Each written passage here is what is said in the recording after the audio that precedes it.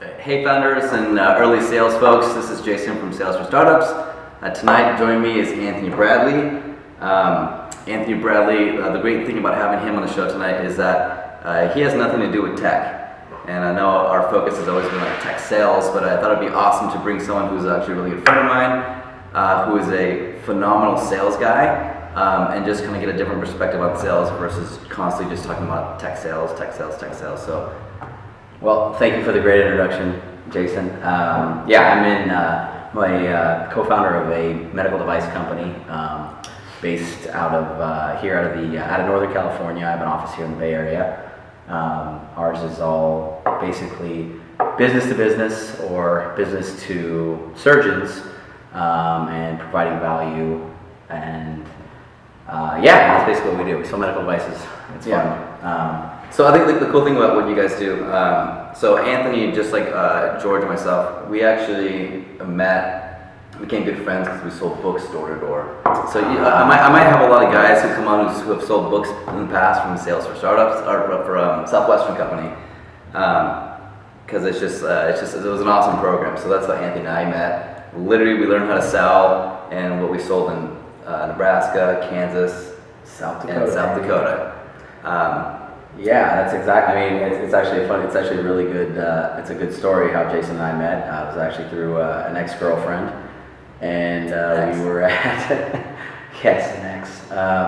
We were at San Francisco State, and this guy walked up to me, and his hair was about 6 inches longer than it is now. It was long. Yeah, it had like a streaked back, Rico Suave, and said, "Hey man, I'm going to this sales conference in Nashville, Tennessee. It's leadership training and development, and you know what? You don't have to just pay for your flight. You can sleep on my floor, check it out." And next thing I knew, I was in Nashville, and I was at this conference with a Southwestern company, and seeing all these young kids making 20, 30 grand during the summer, and naturally competitive. So that's kind of where our friendship spawned. And 10 years later, roommates for 7 years also. So, and both strong sales background, and this guy went into tech, and I went a different route.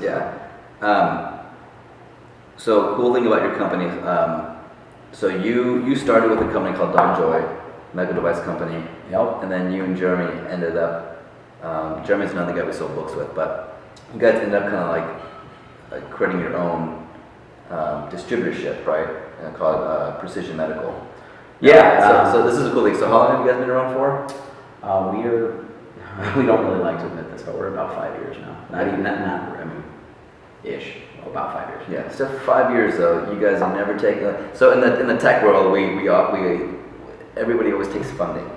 It's like the thing to do, right? Like you have a company, like, oh, let's go get funding, versus like, let's go prove out the concept and see if it works, and then if we make it profitable, and then get money if you want to scale. So you guys self-funded this whole thing.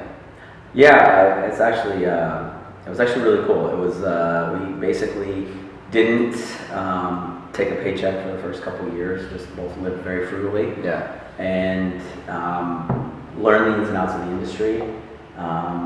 We started learning the ins and outs of the industry while at DonJoy, at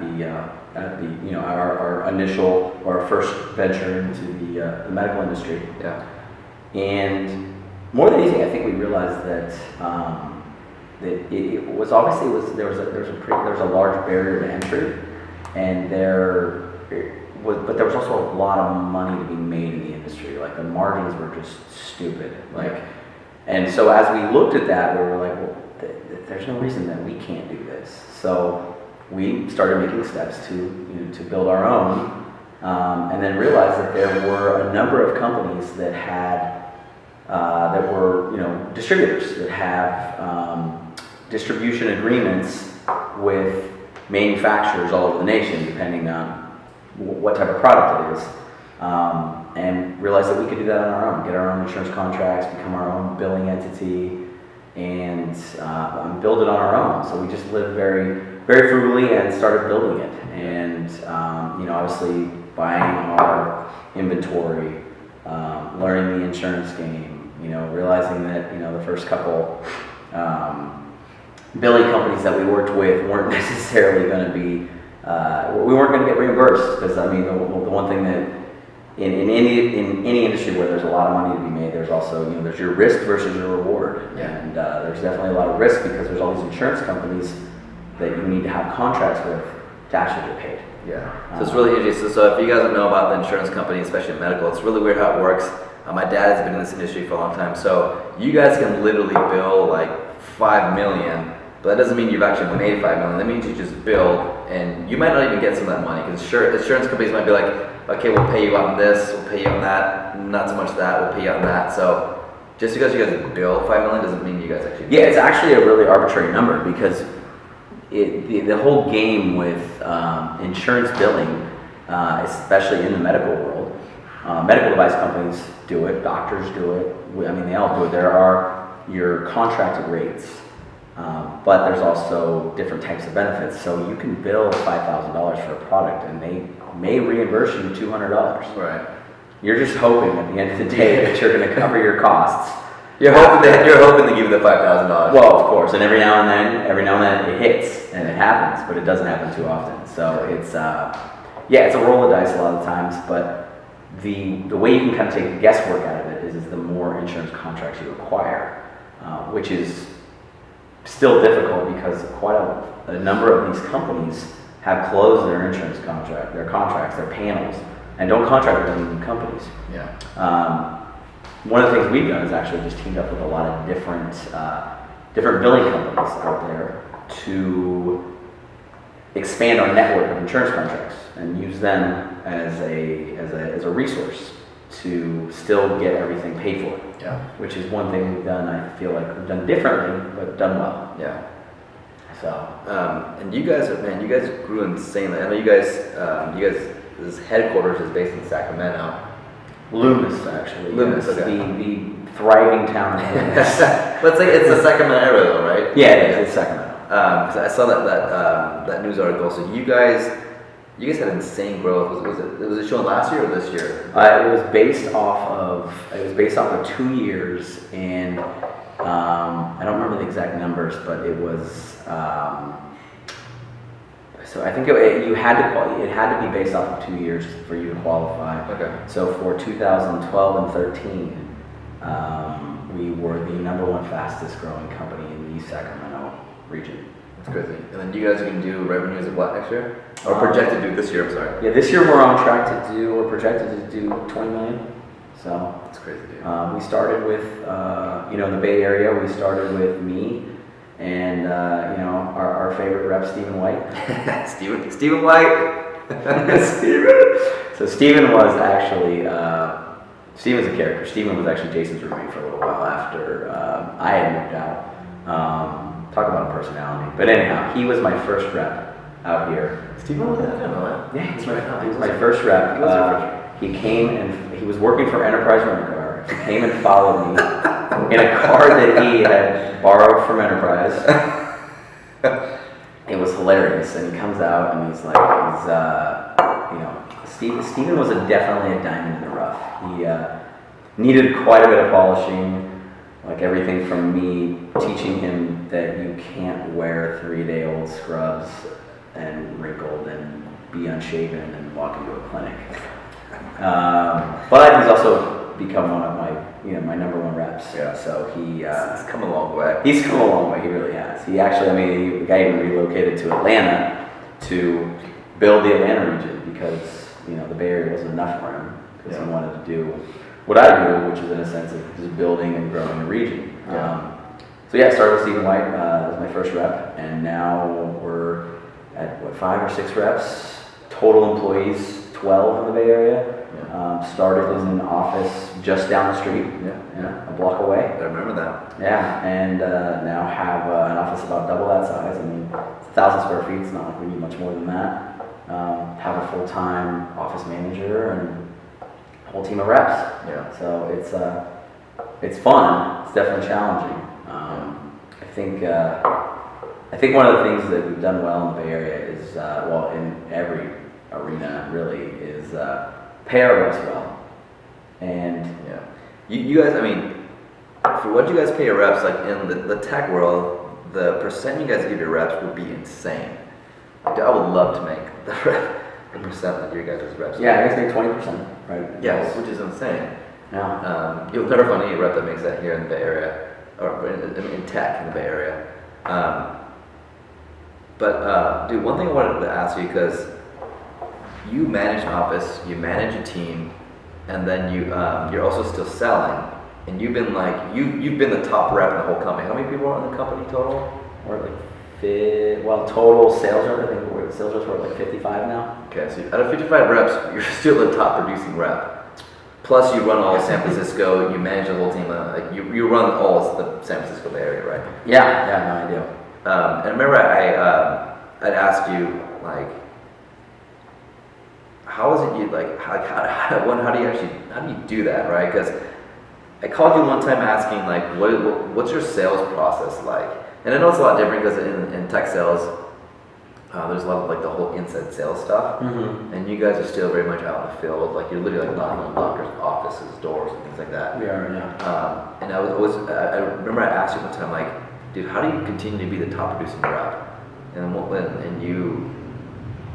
I was blown away with the amount of product knowledge you had, and then also the amount of understanding you had about the human body. Because you're talking to super smart people every day. Neurosurgeons typically. Yeah. So you're talking to fucking neurosurgeons. I think you know what you're talking about. Yeah. Sit down with a neurosurgeon. So I'd love to kind of get more into the meaty part of how do you sell your products? Because you guys always bring on new products, and what has you continue to be a top selling rep? Because I think you can even lend well. It doesn't matter what industry you're in. I think it's just your thought process and your mindset about how you sell that makes you a top rep. So how do you continue to be a top rep? Yeah, I mean, there's a lot of. I would say there's a lot of specifics, day-to-day type things that I do that, maybe, different or not that much different than any other sales rep. But I think one of the things that I think has worked well for me is that if I don't need to do it, if it doesn't require what I'm good at, then I delegate it. The paperwork, right? There's such just a bottleneck of paperwork in the medical industry, of proving medical necessity, prescriptions, chart notes, op reports, MRIs, all of it. It's such a bottleneck of paperwork that I spend as much time on the front end with people as I can, and train and develop them so that they can do the things that I don't need to do or shouldn't spend my time doing. Right. Because I feel as sales reps, because everything is about sales, everything's about psychology. It's about how you feel when you're out in the field, or how you feel when you're talking to somebody, right? Yeah. So we feel valuable if we're busy. Right. But what a lot of inexperienced sales reps forget to identify is that just because you're busy doesn't mean what you're doing is either revenue producing, right, or valuable. Right. And that's a huge difference between your sales reps that are incredibly successful and those that are just good sales reps, and then there's your mediocre sales reps. If your daily activities are not driving business and are not driving revenue, then you need to really take a look at what you do on a day-to-day basis. Yeah. And when I say take a look at what you do on a day-to-day basis, I don't mean okay, well, I do X, I do Y, and think about it and talk about it and maybe write it down. But I mean be brutally honest with yourself, as if you were a fly on the wall and watched you. And there was a fly on the wall literally just watching you all day, or a camera crew that you didn't know was there. And you could seriously probably map out how much of your day and how much of your time is wasted. Yeah. And for example, my industry, it's 8 to 5, right?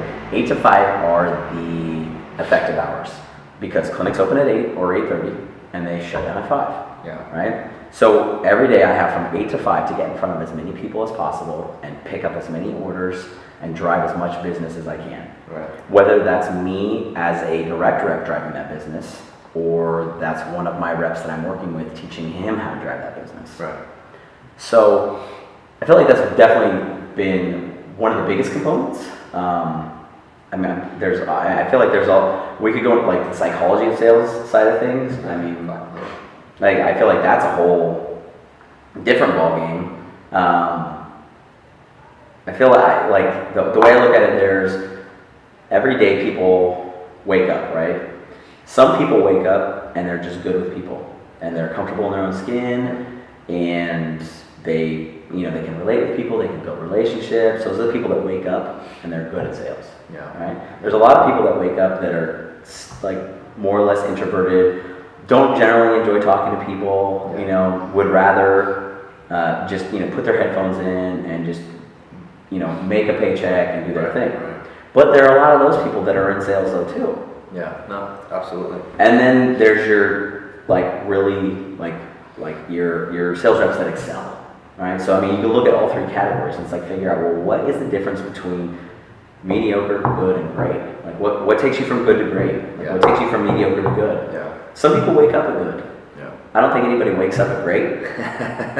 But some people, you know what I mean? So it's like those steps that go from one to the next. Yeah. And yeah, there's obviously a lot of challenges in going from one step to the next. Yeah.